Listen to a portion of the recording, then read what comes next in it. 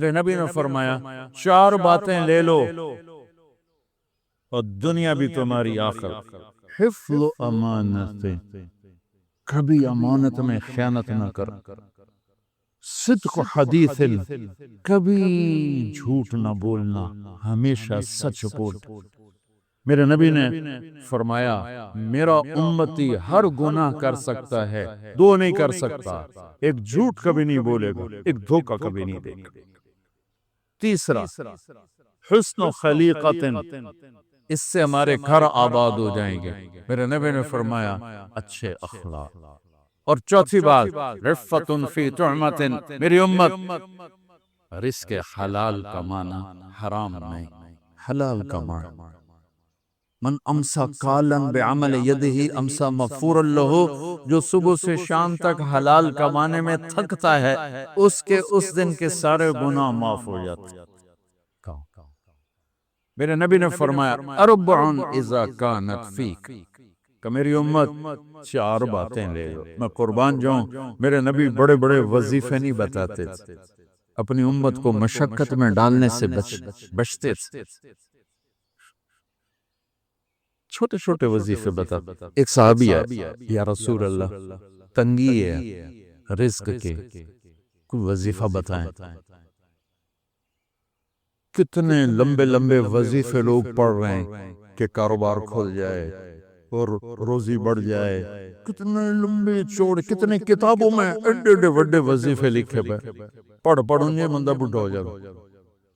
میں قربان جاؤں یا رسول اللہ آپ کی شفقتوں پر، آپ کی رحمتوں پر. سنو، یہ کرو، میری بات نہیں ہے، میرے نبی کی بات.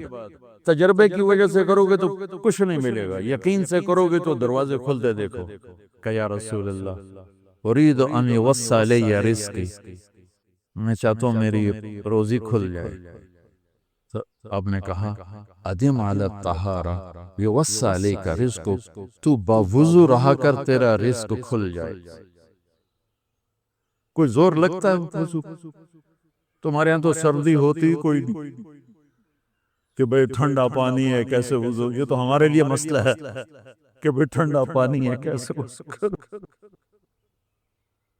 وہ ہمارے گاؤں کا مراسی مجھے مل گیا، میں نے کہا چل نماز پڑھے. نہیں جی میاں جی سردی بڑی، نہ لے جاؤں سردی. مراسیوں کو سردی زیادہ، میں کہا نہیں آج تو نماز پڑھا کے چڑھنا ہے. بس کو لے کے جب وہ ٹوٹی پہ بیٹھا جو ہی ہاتھ پہ پائیں، اوہ حالے اٹھا پانی، اوہ حالے اٹھا پانی. تمہارے لیے تو یہ مسئلہ بھی نہیں کہ ٹھنڈا پانی. میرے نبی کی یہ سارا مجمع لے لو، یہ اوپر مستورات لے لیں. ادم علی الطہارہ یوسع علیک رزقک، میرے نبی نے فرمایا باوضو رہنا شروع کر دے، اللہ تیرا رزق کھول دے گا. ابھی اللہ رسول کی آپس کی بات ہے تو میری بات ہوتی تو دیوار پہ مار دو. تجربہ کرو، نبی کی بات کو تجربہ کر کے نہیں کرتے، یقین کے ساتھ کرتے ہیں.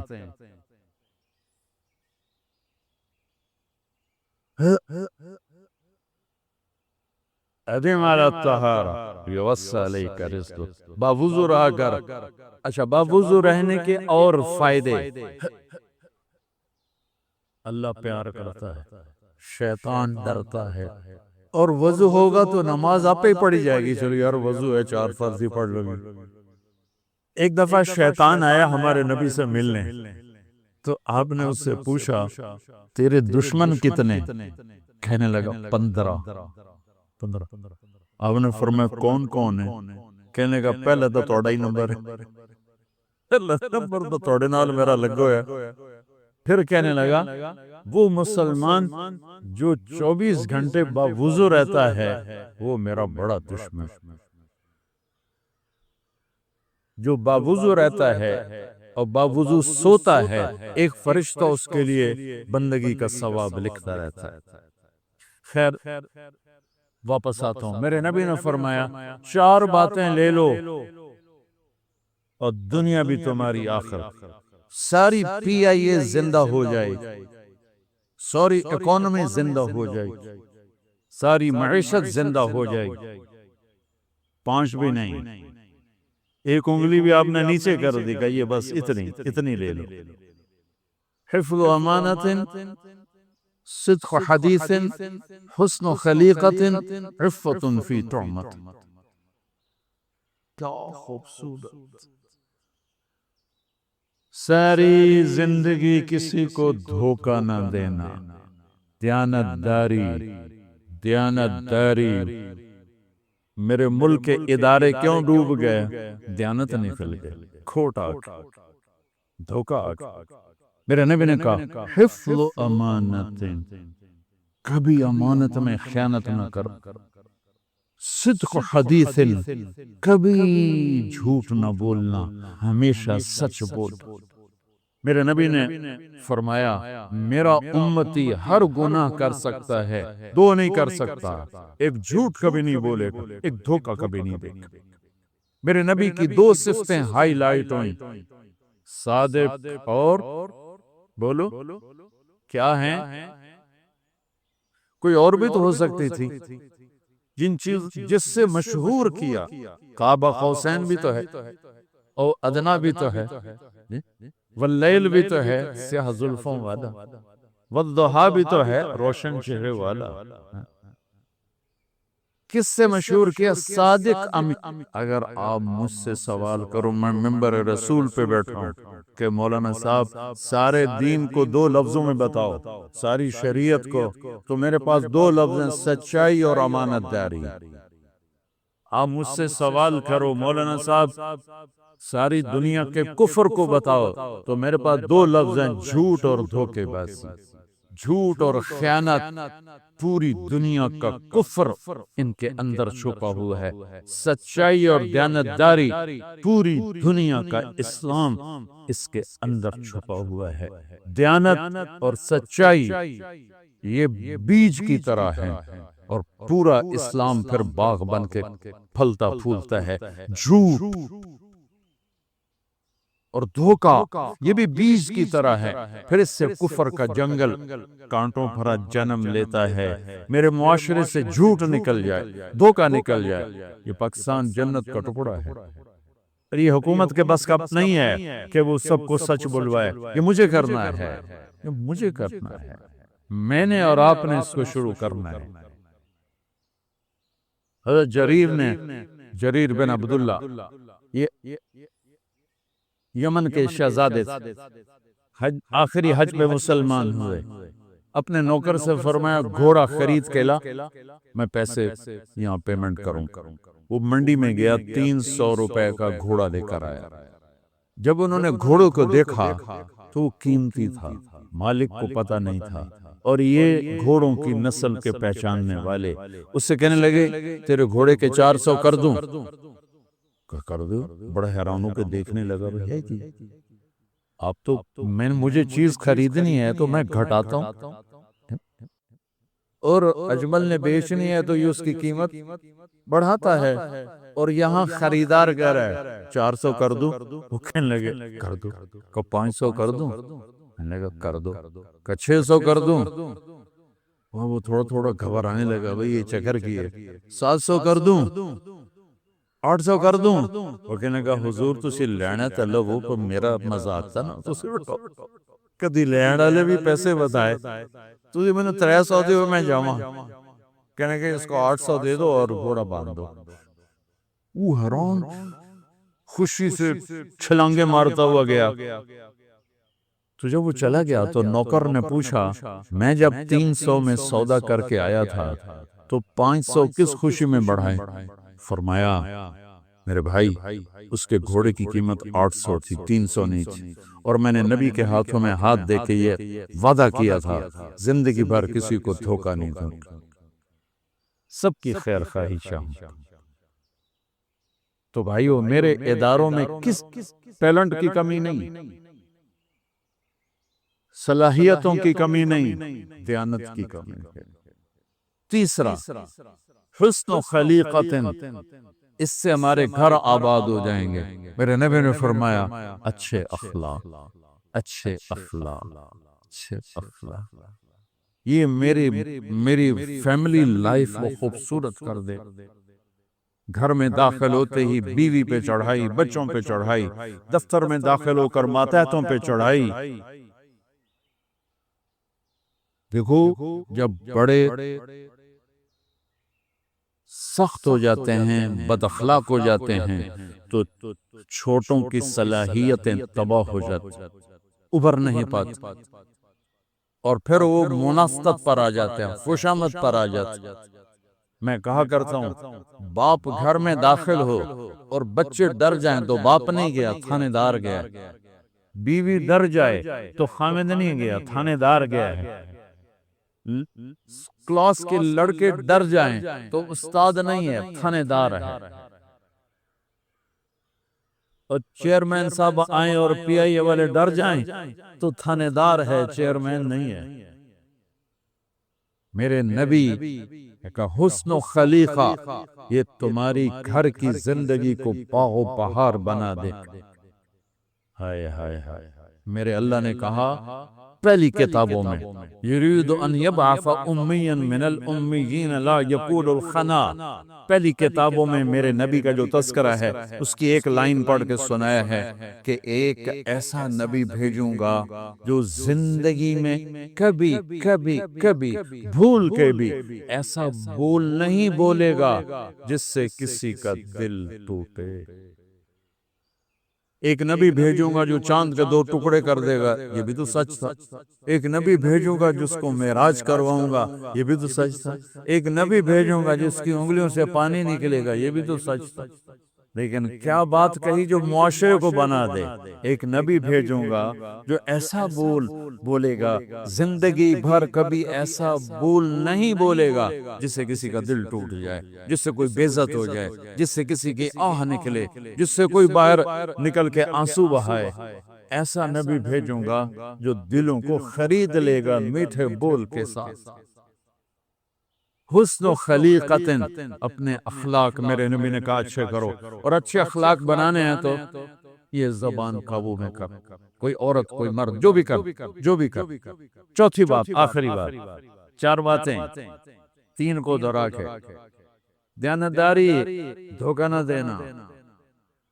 پی آئی اے کیوں ڈوب گئی؟ کوئی سازش ہوئی ہے؟ سازش نہیں ہوئی، دیانتداری چلی۔ صرف پی آئی اے کی بات نہیں، سارے ادارے ڈوبے پڑے ہیں۔ کیوں ڈوب گئے؟ دیانتداری چلی گئی، سچائی چلی گئی، سفینے ڈوبنے پہ آ گئے۔ میرا نبی کہہ رہا ہے دیانت، میرا نبی فرما رہے ہیں سچائی، میرا نبی فرما رہے ہیں اچھے اخلاق، اور چوتھی بات عفت فی طعمت، میری امت رزق حلال کمانا، حرام نہیں، حلال کمانا۔ کیا فرمایا؟ من امسا کالن بعمل یدہ امسا مغفورا لہ، جو صبح سے شام تک حلال کمانے میں تھکتا ہے اس کے اس دن کے سارے گناہ معاف ہو جاتے ہیں۔ حلال تھوڑا ہوتا ہے، حرام زیادہ ہوتا ہے۔ یہ چھوٹا سا پیپر ہے اس میں، لیکن حلال میں برکت ہوتی ہے، حرام میں برکت نہیں ہوتی۔ بڑی پرانی بات ہے، ایک اللہ کے بڑے نیک بندے تھے، ان کے پاس میں بیٹھا ہوا تھا تو 2 صاحب آئے، تو ان میں ایک کا حلیہ مجھے یاد ہے، ان کے ایک عجیب سے ایکشن کی وجہ سے، خاکی جوڑا تھا پہنا ہوا، خاکی ٹوپی، بڑے گوگلز یہ ہمارے سبزواری کی طرح، تو آ کے بیٹھ گئے، کہنے لگے حضرت جی سنو مجھے دیکھنا، حضرت جی دعا کرو اللہ رزق حلال دے تے بہت سارا دے، یوں اچھل کے بول، اللہ رزق حلال دے تے بہت سارا دے، بہت زیادہ دے۔ انہوں نے بڑے پولے منہ سے کہا حلال تا تھوڑا ہی لبو، حلال تا تھوڑا ہی لبو۔ مجھے یہ واقعہ نہیں بھولتا، انہوں نے کہا حلال تھوڑا ہے، حرام زیادہ ہے، لیکن جو برکت حلال میں ہے، اللہ کی قسم آپ قبروں میں بھی جاؤ گے تو ٹھنڈک محسوس کرے، آپ کی نسلیں نیک ہوں گی، فرما بردار ہوں گی، آنکھوں کی ٹھنڈک ہوں گی، آپ کی اولادیں مزے۔ میں آپ کو میری اپنی فیملی میں ایک آدمی نے 60 کی دہائی میں کروڑوں روپے اکٹھے کیے، جبکہ کسی کے پاس سینکڑوں نہیں ہوتے۔ پورے ویسٹ پاکستان کے ایک محکمے کے چیف تھے، پورے ویسٹ پاکستان سے ایک محکمے کے چیف، کروڑوں کا ٹھیکہ۔ ان کے مرنے کے بعد ایک دن ان کا بیٹا کہہ رہا تھا کاش ہمارا باپ ہمارے لیے حلال چھوڑ کے جاتا تو کوئی دن خوشی کا ہم بھی دیکھ لیتے، کاش ہمارا باپ ہمارے لیے حلال چھوڑ کے جاتا تو کوئی دن خوشی کا ہم بھی دیکھ لیتے۔ تو میرے بھائیوں، یہ پی آئی اے والے یا جو جتنے آئے ہو، اس ایک حدیث پہ عمل کر لو، دیانتداری، سچائی، اچھے اخلاق، رزق حلال، تو ہمارا پاکستان یوں اوپر اٹھ جائے گا، ہم بھی اٹھ جائیں گے۔ صرف ایک پی آئی اے کی بات نہیں ہے، ہر ادارہ زندہ ہو جائے گا۔ ابھی تو صرف پی آئی اے والے نہیں بیٹھے ہوئے، ہر طبقے کے لوگ بیٹھے ہوئے ہیں۔ میرے بھائیو دیکھو، میں ہاتھ جوڑتا ہوں، یہ جھولی پھیلاتا ہوں کہ اللہ کے واسطے سچ بولو، دھوکہ نہ دو، دیانتداری اور سچائی اور نبی والے اخلاق اور رزق حلال، یہ آپ کو کندن یعنی سونا بنا دے گا۔ دنیا بھی آپ کی ہے اور آخرت بھی آپ کی۔ یہ دو رشتے ایسے ہیں جن کا بدل کوئی نہیں، ایک باپ ایک ماں۔ جب یہ اٹھ جاتے ہیں تو چھت ننگی ہو جاتی ہے۔ پھر ماں باپ کی جو دعائیں ہیں وہ وہاں پہنچاتی ہیں کہ جہاں کوئی پہنچ نہیں سکتا۔ میرے نبی نے تمنا کی، اتنے اونچا مقام ہے اور آپ تمنا کر رہے ہیں، وہ کتنے سال گزر چکے ہیں، کاش میری ماں زندہ ہوتی اور میں عشاء کی نماز پر کھڑا ہوتا اور سورۃ فاتحہ شروع کر چکا ہوتا۔ تو ادھر سے آواز آتی محمد، تو میں نماز توڑ دیتا، میں کہتا لبیک یا ہوں۔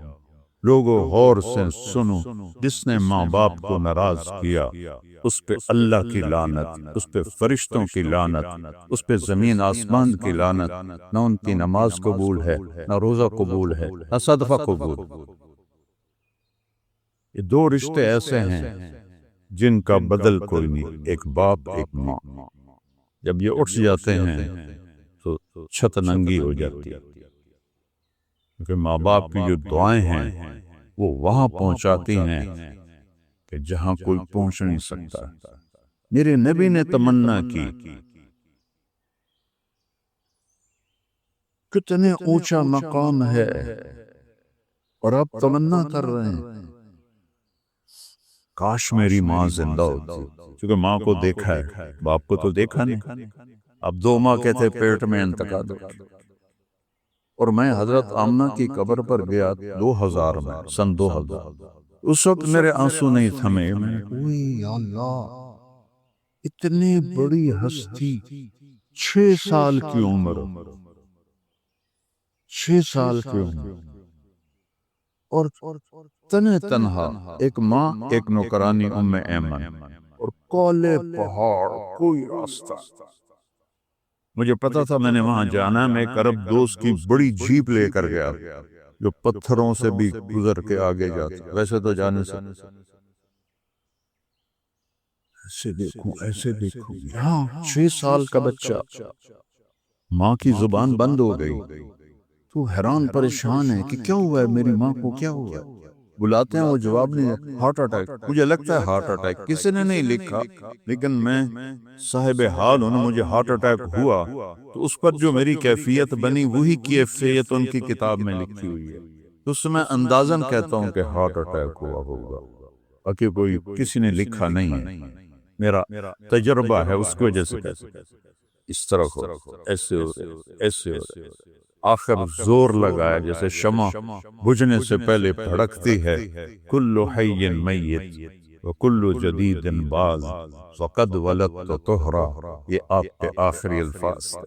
بیٹا، ہر نئی چیز نے پرانا ہونا ہے اور ہر زندہ نے مرنا ہے، اور میں ایک ایسا بچہ چھوڑ کے جا رہی ہوں کہ پوری دنیا کو پاک کر دے، اور یہ آخری الفاظ، اور آنکھیں بند ہو، اپن سینے پر گرے، وہ دھاڑے مار رہے ہیں۔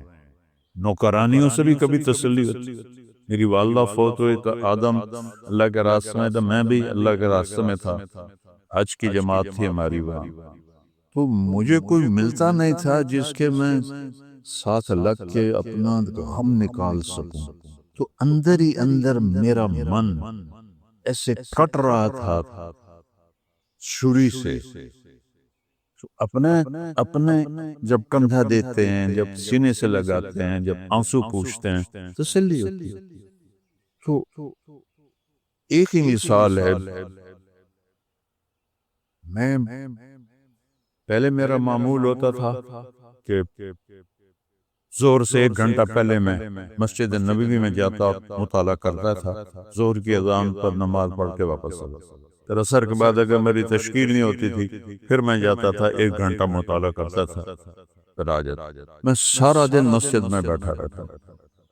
جب میری والدہ فوت ہوئی 11 فروری 2001، تو میرے نبی پہ کیا گزری ہوگی. جو کالے پہاڑوں میں 6 سال کی عمر، قبر بھی نہیں کھودی. کیسے کھودیں؟ پتھر کٹھے کیے، ان کو جوڑا، اوپر پتھر رکھے اور آپ کو لے کے نیچے اتری. پہاڑ تھا کوئی 60-70 فٹ کا. تو جب آپ نیچے اترے تو آپ نے ایک دم بازو چھڑائے اور بھاگ اوپر چڑھ. ایمن اتنی تیز اوپر نہیں جا سکتی، تو پیچھے وہ پہنچی، کوشش کر کے تو دیکھا. دیکھو میں 2000 سے یہ واقعہ سنا رہا ہوں. ہر جگہ میری آنکھیں پانی سے بھر جاتی، ہر جگہ میری کیفیت، میں یہاں سے نکل جاتا ہوں اور ابوا پہنچ جاتا ہوں. وہ منظر مجھے یاد آتا ہے تو پھر آنکھیں پانی بہا.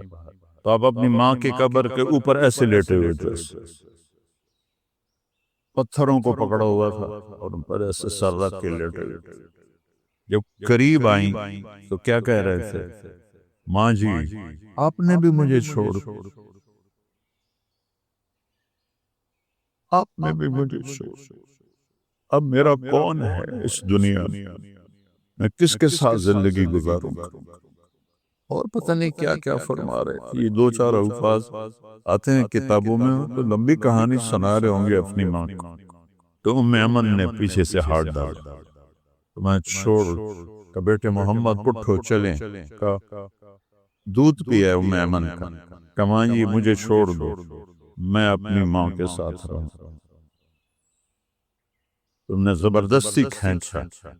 آگے 2 رات کا سفر، ایک لمحے کے لیے آنسو نہیں تھا.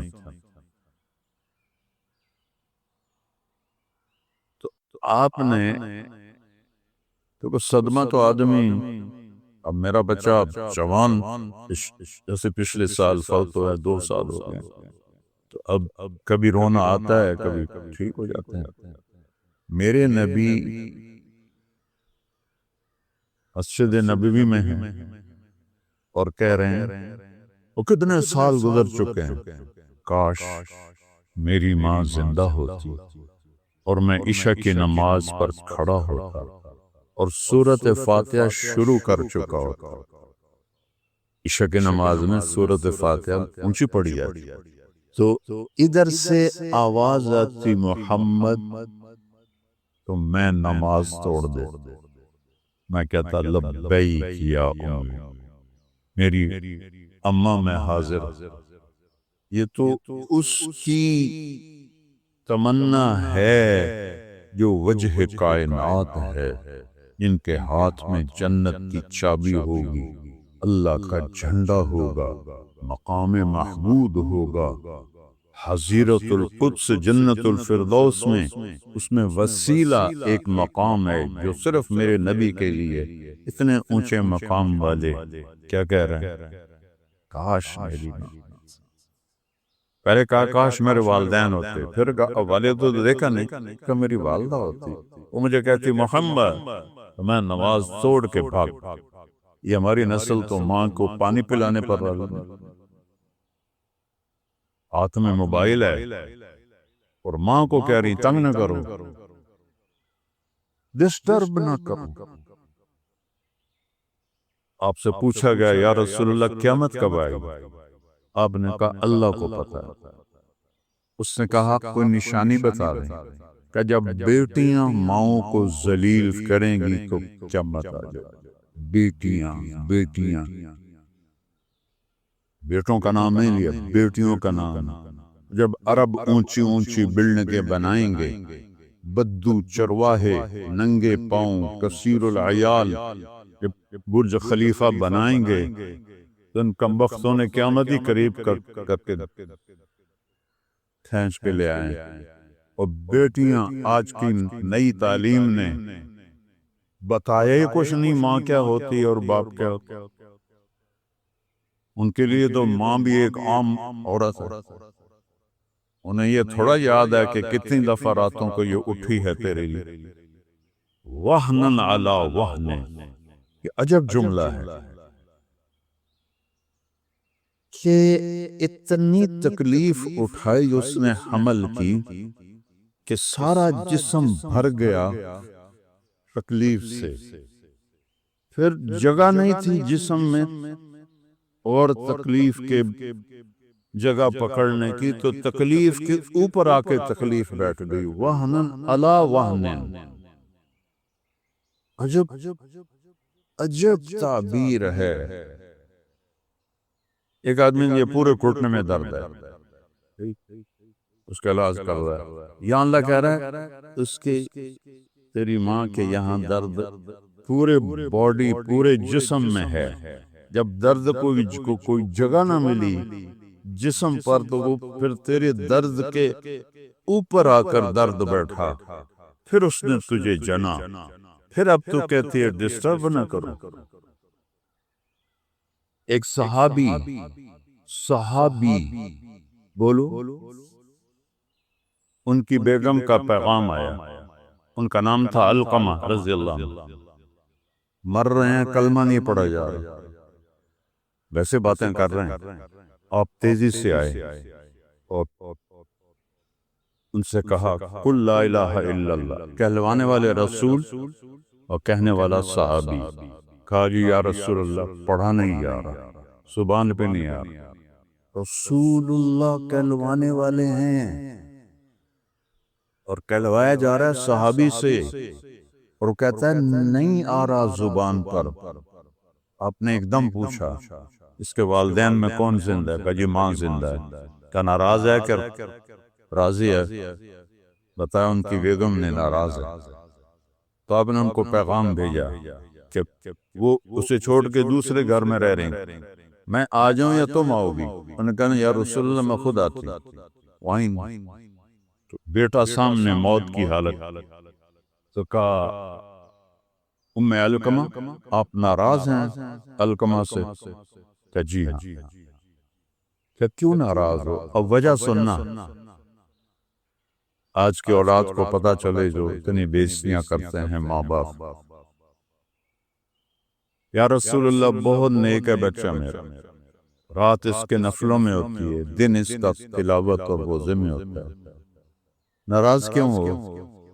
کہ مجھ سے جب بولتا ہے تو اوکھے لہجے میں بولتا ہے، روکھے لہجے میں بولتا ہے، یہ میرے دل کو چیر گیا ہے، اس کا یہ سخت لہجہ، ہر وقت سخت لہجے میں بولتا ہے تو میرا دل ہٹ گیا ہے۔ اب نے کہا معاف کر دو، کہ میرا جی نہیں چاہتا۔ بیٹا مردہ پہ دل ایک جہان ہے، کہ میرا جی نہیں چاہتا۔ آپ نے کہا اچھا میں بلال کو کہتا ہوں وہ لکڑیاں کٹھی کرے اور اس میں تیرے بیٹے کو ڈال دے اور آگ لگا دے، پھر کچھ کرو گی؟ کہ نہیں یہ تو مجھے برداشت نہیں۔ کہ اگر تو نے معاف نہ کیا تو یہ سیدھا جہنم میں جائے گا۔ صحابی رسول نبی سرانے کھڑا ہوا ہے اور کہہ رہے ہیں، وہ تو دیکھتے تھے جنت اور دوزخ کو، تو نے معاف نہ کیا تو یہ سیدھا جہنم کی آگ میں جائے گا۔ کہ نہیں میں معاف کرتا ہوں۔ تو آپ نے کہا علقمہ قل لا الہ الا اللہ، ان کا لا الہ الا اللہ محمد رسول اللہ، اور جان نکل۔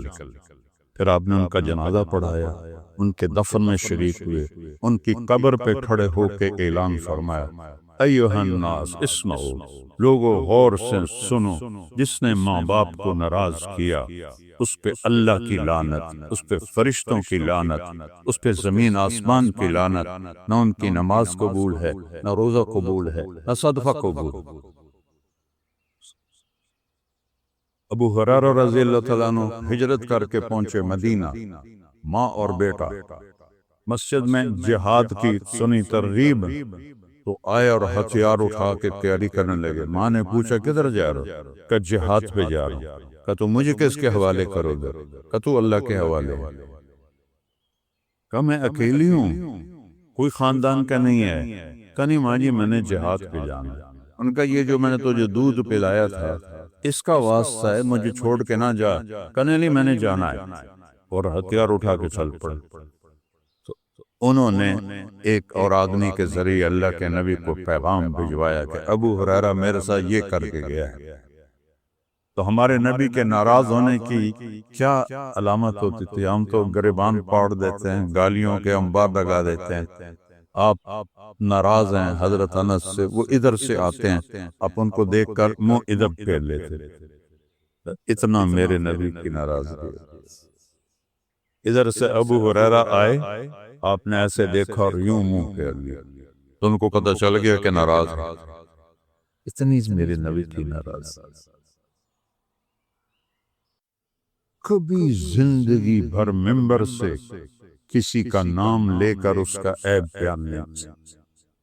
دیکھو سوشل میڈیا کیسے بھرا پڑا، اس کو دفع کرو۔ ممبر پر بیٹھے خطیب کیسے عزتیں اور پگڑیاں اچھال رہے۔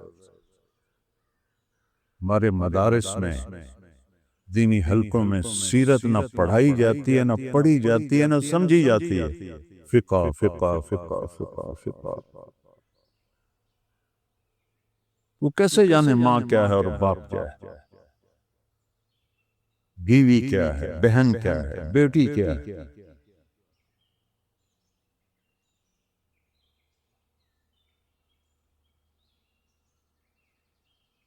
اللہ نے ان رشتوں کی قیمت ہمیں بتائی ہے، اللہ نے بٹھائی ہے۔ آپ نے منہ ادھر پھیر لیا۔ ابو ہریرہ کو پتہ لگا کہ وہ آ گیا، رسول اللہ آپ ناراض ہیں؟ کہا کیوں ناراض ہیں؟ کہا تجھے ماں نے دودھ کا واسطہ دیا پھر بھی تجھے خیال نہیں آیا، اور تو ہتھیار اٹھا کے جہاد کے لیے نکلا ہے۔ مجھے تیرے جہاد کی کوئی ضرورت نہیں، واپس جا اپنی ماں کے پاس رہ، یہی تیرا جہاد ہے۔ ایک صحابی ہے، یا رسول اللہ میں گھر چھوڑ کے آیا ہوں جہاد کے لیے۔ آپ نے کہا الک امک، تیری ماں ہے؟ کہا جی۔